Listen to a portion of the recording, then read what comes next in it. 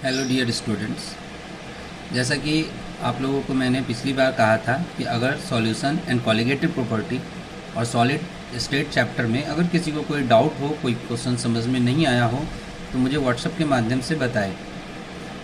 इस हफ्ते में पिंकी के द्वारा एक सवाल वेपर प्रेशर डाउट के रूप में मेरे सामने आया है और साथ ही साथ सौरभ और रोहित के द्वारा इलेक्ट्रोकेमिस्ट्री में कुछ टॉपिक्स नहीं समझ में आने की बात कही गई। मैं आप लोगों को बताऊं, इलेक्ट्रोकेमिस्ट्री अभी मैं आप लोगों को नहीं समझाया हूं, तो जब मैं इलेक्ट्रोकेमिस्ट्री के वीडियो को अपलोड करूंगा उसमें आप लोगों को सारे डाउट्स जो भी होंगे, जो सारे टॉपिक्स को मैं क्लियर कर दूंगा। अभी मैं आपको पिछले चैप्टर के डाउट को क्लियर करना चाहता हूँ। तो जो वेपर प्रेशर क्वेश्चन पूछा गया है मुझसे, वेपर प्रेशर को मैं क्लियर करूँगा और वेपर प्रेशर से रिलेटेड और भी जो छोटे मोटे टॉपिक्स होंगे उसको मैं अपनी तरफ से आप लोगों को एक बार फिर से समझाऊंगा।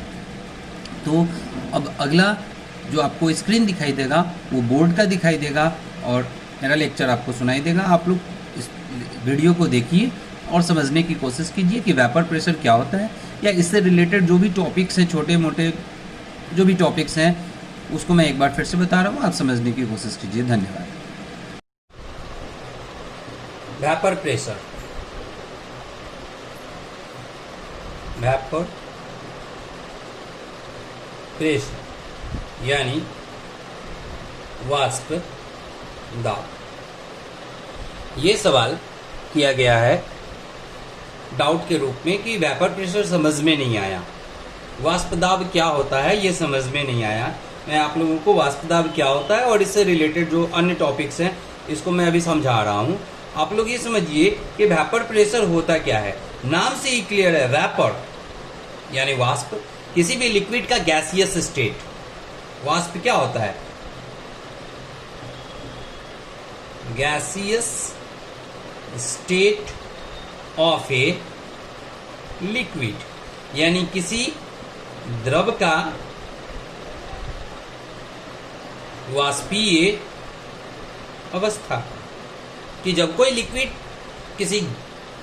लिक्विड अपने गैसियस रूप में आता है तो वो उसका वेपर कहलाता है, यानी उसका वाष्प कहलाता है।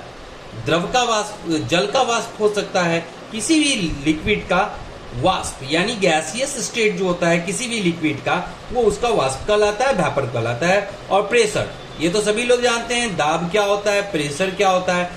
इसका मतलब क्या है कि किसी भी लिक्विड का जो गैसियस स्टेट है, किसी भी द्रव का जो वाष्पीय अवस्था है, उसके द्वारा जो दाब लगाया जाता है, जो प्रेशर लगाया जाता है, इसे वाष्प दाब कहते हैं।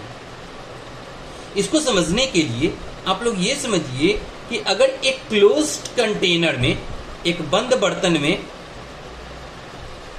आप अगर आधा बर्तन पानी भर के रख देते हैं, आप लोग देखे होंगे ऐसा कई बार होता है गर्मी के दिन में, जब हम लोग एक ग्लास में आधा ग्लास पानी भर के ऊपर से ढक्कन बंद कर देते हैं, छिपली रख देते हैं। सुबह में जब इस ढक्कन को उठा के देखते हैं तो इस ढक्कन पर छोटे छोटे जल के बूंद आपको दिखाई देते हैं। वो जल के बूंद कैसे आ जाते हैं? एक्चुअली होता क्या है कि ये जो द्रव है, ये जो लिक्विड है, इसके अपर लेयर्स के जो मॉलिक्यूल्स हैं, जो अणु हैं, वो नीचे के मॉलिक्यूल से एनर्जी एब्जॉर्ब करके गैस में कन्वर्ट करते हैं और इस प्रोसेस को कहा जाता है वेपोराइजेशन, वाष्पीकरण। जब ये गैस जब ये ऊपर में आते हैं, ऊपर के ये जो ऊपर से ढक्कन लगाए हैं इसके पास आते हैं, तो वो उस एनर्जी को लूज कर देते हैं और वापस लिक्विड में कन्वर्ट करने लगते हैं। इस मेथड को कहते हैं कंडेंसेशन।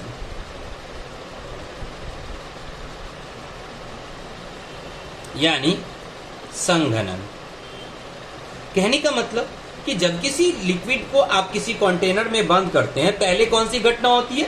वेपोराइजेशन का। उसके बाद कौन सा घटना होता है? कंडेंसेशन।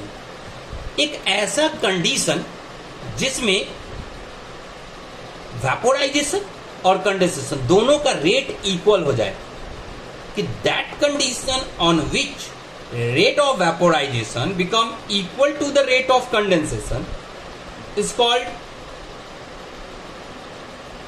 equilibrium, यानी साम्यावस्था। साम्यावस्था बोले तो साम्य जोड़ अवस्था, यानी वह अवस्था जिसमें वाष्पीकरण की दर तथा संघनन की दर एक दूसरे के बराबर हो जाती है, ऐसे अवस्था को साम्यावस्था कहते हैं। अब अगर आपको इक्विलिब्रियम साम्यावस्था अगर आपको समझ में आ रहा है तो डिफिनीशन क्या होगा? What do you mean by vapour pressure? कहेंगे वेपर प्रेशर तो समझ में आ रहा है कि वेपर के द्वारा exerted pressure, the pressure exerted by vapor is called vapor pressure, कि किसी वाष्प के द्वारा लगाए गए दाब को वाष्प दाब कहते हैं सरल भाषा में। लेकिन अगर कोई डिफिनीशन बोलेगा तो एक स्टैंडर्ड डिफिनीशन हम लोगों को देना होगा, और ऐसे कंडीशन में इसका इस्तेमाल हम लोग करेंगे। क्या कहेंगे कि किसी निश्चित ताप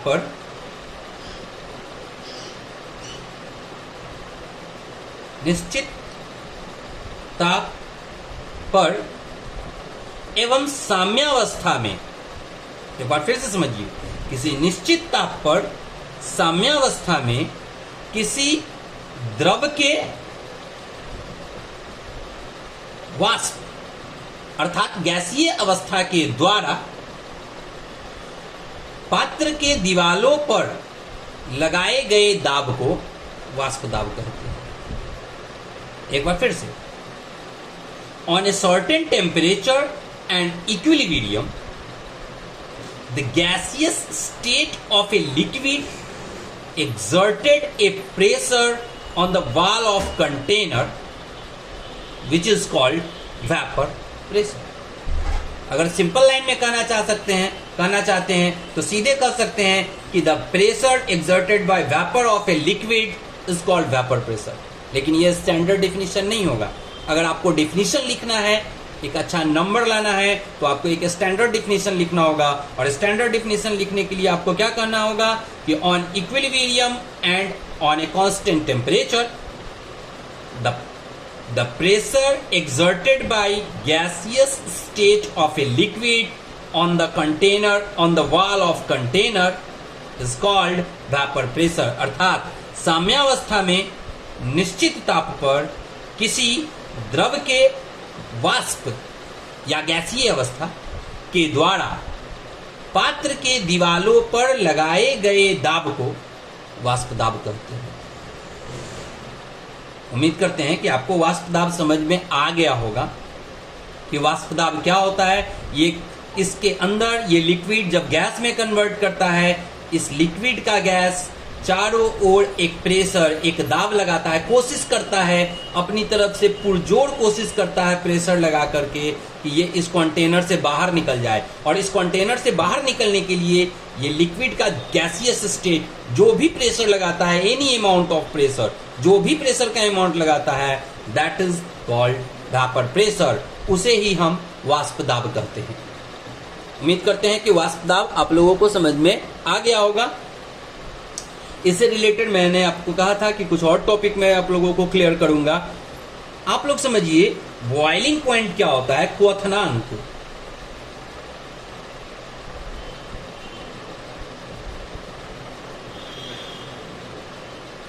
बॉइलिंग पॉइंट,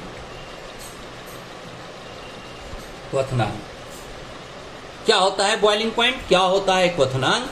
अगर हम पूछे किसी से, अगर हम आप लोगों से पूछे कि what do you mean by boiling point, क्वथनांक किसे कहते हैं, तो आप लोग सरल भाषा में कहेंगे कि जिस टेम्परेचर पर कोई लिक्विड बॉयल करने लगता है, उबलने लगता है, उसको हम लोग बॉइलिंग पॉइंट कहते हैं। जैसे पानी का बॉइलिंग पॉइंट 100 डिग्री सेंटीग्रेड होता है, आप सभी जानते हैं। जल का क्वथनांक होता है 100 डिग्री सी, क्योंकि 100 डिग्री सेंटीग्रेड टेम्परेचर पर जो जल है वो उबलने लगता है, बॉयल करने लगता है, तो पानी का बॉइलिंग पॉइंट 100 डिग्री सी है। लेकिन अब जब आप लोग इंटर में हैं तो आप लोग इंटर के हिसाब से एक अच्छा डिफिनीशन देंगे बॉइलिंग पॉइंट का अभी जो डिफिनीशन बोले वो लो स्टैंडर्ड डिफिनीशन है। एक अच्छा डिफिनीशन अगर आप देना चाहते हैं कि बॉइलिंग पॉइंट क्या होता है, तो बॉइलिंग पॉइंट के लिए आप लोगों को ये समझना होगा कि लिक्विड बॉयल क्यों करता है।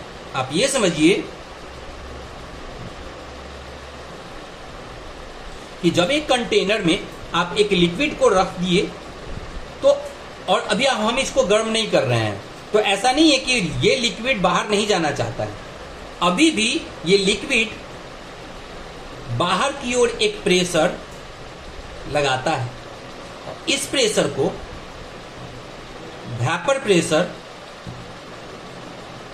वाष्प दाब कहते हैं। आप लोग को पहले से पता है, अभी बता चुके हैं। तो सवाल होगा कि सर अगर लिक्विड प्रेशर लगा रहा है ऊपर की ओर, तो लिक्विड उड़ क्यों नहीं रहा है? लिक्विड इसलिए नहीं उड़ रहा है क्योंकि इस लिक्विड के ऊपर जो गैस है, हमारे एटमॉस्फेयर में, हमारे वायुमंडल में जो गैस है, वो ऊपर से एक दाब लगाते हैं, एक प्रेशर लगाते हैं, जिसको हम लोग एटमॉस्फेरिक प्रेशर, वायु मंडलीय दाब कहते हैं। चूंकि ये एटमॉस्फेरिक प्रेशर, चूंकि ये वायुमंडलीय दाब वेपर प्रेशर से, वाष्प दाब से अधिक होता है, इसलिए ये लिक्विड उड़ नहीं पाता है। लेकिन जैसे जैसे हम इसको गर्म करते हैं, वेपर प्रेशर धीरे धीरे बढ़ता जाता है। आप लोग पढ़ चुके हैं, वेन टॉप्स लॉ में पढ़ाए थे कि pressure is directly proportional to temperature. जैसे जैसे टेम्परेचर बढ़ेगा, इसका वेपर प्रेशर भी बढ़ता जाएगा। बढ़ते बढ़ते बढ़ते बढ़ते एक ऐसा कंडीशन आएगा जिस वक्त वेपर प्रेशर और एटमॉस्फेरिक प्रेशर इक्वल हो जाए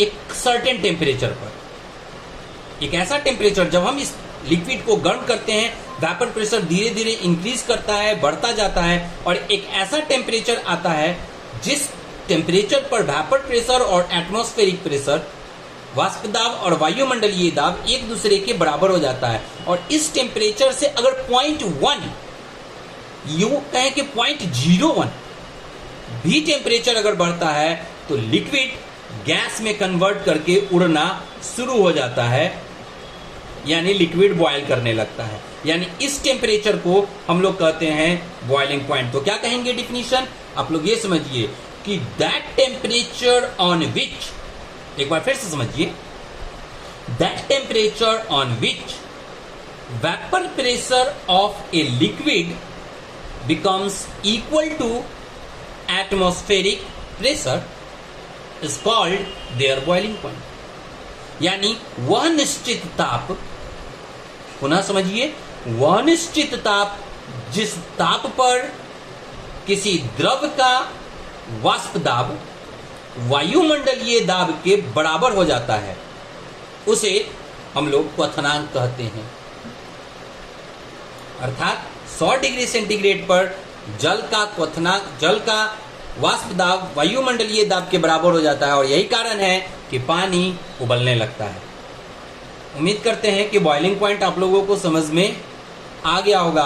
अब कभी भी कोई भी अगर आपसे पूछे what do you mean by boiling point, तो आप लोग वो पहले वाला डिफिनीशन नहीं बोलेंगे, अब आप लोग नया डिफिनीशन बोलेंगे। अब आप लोग इसके अकॉर्डिंग वेपर प्रेशर के बेस पर डिफिनीशन बोलेंगे बॉइलिंग पॉइंट का। क्या डिफिनीशन बोलेंगे एक बार फिर से समझिए, the temperature on which vapour pressure of a liquid become equal to atmospheric pressure is called boiling point.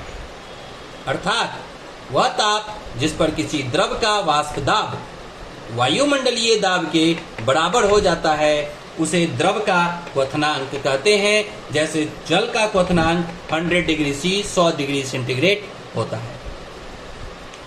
तो उम्मीद करते हैं कि आप लोगों को वेपर प्रेशर और बॉइलिंग पॉइंट समझ में आ गया होगा। आप लोग का ये वर्क है, ये हम आप लोग को होमवर्क दे रहे हैं कि आप लोग चैप्टर 1 सॉलिड स्टेट और सॉल्यूशन एंड कॉलिगेटिव प्रॉपर्टी फिर से पढ़िए।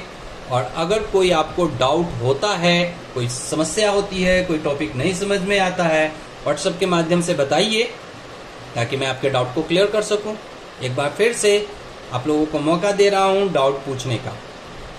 अगले वीडियो में मैं आप लोगों को इलेक्ट्रोकेमिस्ट्री चैप्टर के लेक्चर को प्रोवाइड कराऊंगा, इलेक्ट्रोकेमिस्ट्री के टॉपिक्स को समझाऊंगा। तो इलेक्ट्रोकेमिस्ट्री क्या होता है, वैद्युत रसायन क्या होता है, इसमें क्या पढ़ना है, बैटरी क्या होता है, जो भी घर में हम लोग बैटरी यूज़ करते हैं, चाहे वो अपने के इन्वर्टर का बैटरी हो या टॉर्च का बैटरी हो, जिस तरह का भी बैटरी हो, बैटरी क्या होता है, कैसे बनता है, कैसे काम करता है, ऐसा क्या होता है बैटरी में जो उससे हम लोगों को इलेक्ट्रिसिटी मिलता है, हम लोग अपने ऑपरेटर्स को चलाते हैं। ये सब जानने के लिए पढ़ें अगला क्लास। तब तक के लिए न रहें बेकरार, थोड़ी सी प्रतीक्षा, थोड़ा इंतजार। समाप्त हुआ आज तक, इंतजार करिए अगले वीडियो तक। तो इस तरह से मैं उम्मीद करता हूँ कि आपको मेरे द्वारा समझाए गए सारे टॉपिक्स समझ में आ गए होंगे। अगर किसी को ये बात नहीं समझ में आया है तो इस वीडियो को 1-2 बार देखिए, और अगर फिर भी मेरे किसी स्टूडेंट को ये बात समझ में नहीं आते हैं, टॉपिक्स समझ में नहीं आ रहे हैं, तो थोड़ा इंतज़ार कीजिए। जब मेरा क्लास शुरू होगा, ऑफलाइन क्लास शुरू होगा, तो मैं इसको एक बार फिर से क्लियर कर दूंगा। बोर्ड पर जब हम लोग आमने सामने बैठ करके पढ़ेंगे, आप हमसे पूछेंगे, हम आपको समझाएंगे। जब आमने सामने हम लोग बैठ करके पढ़ाई करेंगे तो जो बचे खुचे डाउट्स हैं उसको भी क्लियर कर दूंगा। तो तब तक के लिए धन्यवाद।